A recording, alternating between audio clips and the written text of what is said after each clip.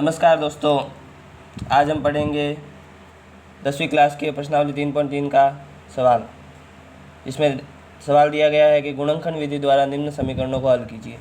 तो हमारे पास एक समीकरण दिया गया है कि 2x² - 5x + 3 = 0। अब इसको सॉल्व करना है, मतलब इसको गुणनखंड विधि से सॉल्व करना है। तो इसमें आपको क्या करना पड़ेगा कि इसके मूल ज्ञात करने हैं। अब इसके x की घात है आपके पास 2, तो इसके मूल ज्ञात होंगे हमारे पास 2। मूल ज्ञात करने के लिए पहले तो इसके टुकड़े करने पड़ेंगे, फिर बाद में इनको दो अलग अलग कॉमन लेना पड़ेगा, फिर इसको सॉल्व करना पड़ेगा। सबसे पहले हम क्या करेंगे कि दी घात समीकरण का मानक रूप हमें पता होना चाहिए। तो हम लिखेंगे कि दी घात समीकरण का मानक रूप, वो हमें पता है कि ax² + bx + c = 0। ये दी घात समीकरण का मानक रूप होता है। इसकी हम तुलना करने पर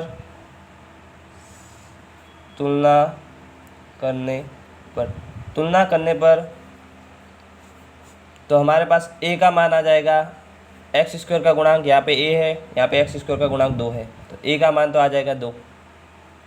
यहाँ पे x का गुणांक b, यहाँ पे x का गुणांक -5, तो b का मान आ जाएगा -5।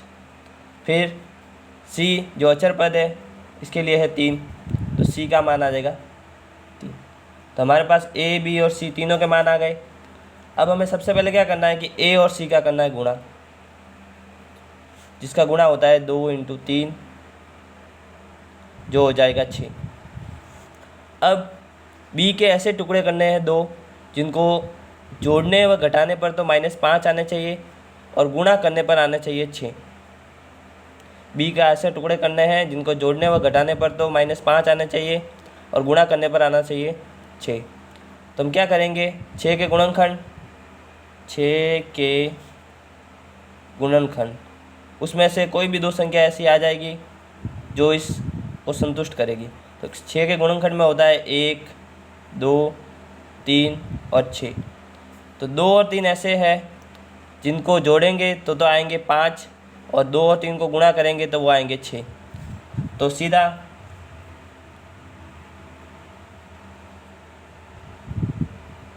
गुणनखंड करने पर तो 5 के दो टुकड़े हमें करने हैं, एक तो -2 और एक -3। तो 2x² -2x -3x + 3 = 0। ये इसके टुकड़े हो गए -5 के, -2 और -3, -2 और -5 -3 हो जाएंगे -5, और -2 और -3 का गुणा हो जाएगा 6, प्लस के 6 हो जाएंगे क्योंकि माइनस का गुणा 6 होता है। अब इसके दो पदों के जोड़े लेने हैं। तो पहला जोड़ा ये, दूसरा जोड़ा ये, दोनों में से कॉमन लेना है। कॉमन लेने का मतलब कि इन दोनों में से ऐसी संख्या लेनी है जिनका दोनों में भाग जाता है। तो इन दोनों में 2 दिख रहा है, इन दोनों में x भी दिख रहा है, मतलब 2x का इन दोनों में हमें भाग देना है। तो 2x का हम इसमें भाग देंगे, 2 से 2 कट जाएगा, और x का x में देंगे तो 1x कट जाएगा, 1x इसमें बचेगा, तो इसकी जगह हम लिख लेंगे x। अब 2x का भाग 2x में, दोनों समान संख्या है तो 2x का भाग 2x में जाएगा एक बार, -1, यहाँ पे कोष्टक को बंद। अब इन दोनों में से कॉमन लेना है। तो सबसे पहले तो यहाँ पे देखेंगे कि यहाँ पे किसका निशान है, यहाँ पे बाकी का निशान है, ऋणात्मक निशान है, तो हम यहाँ पे लिख लेंगे माइनस।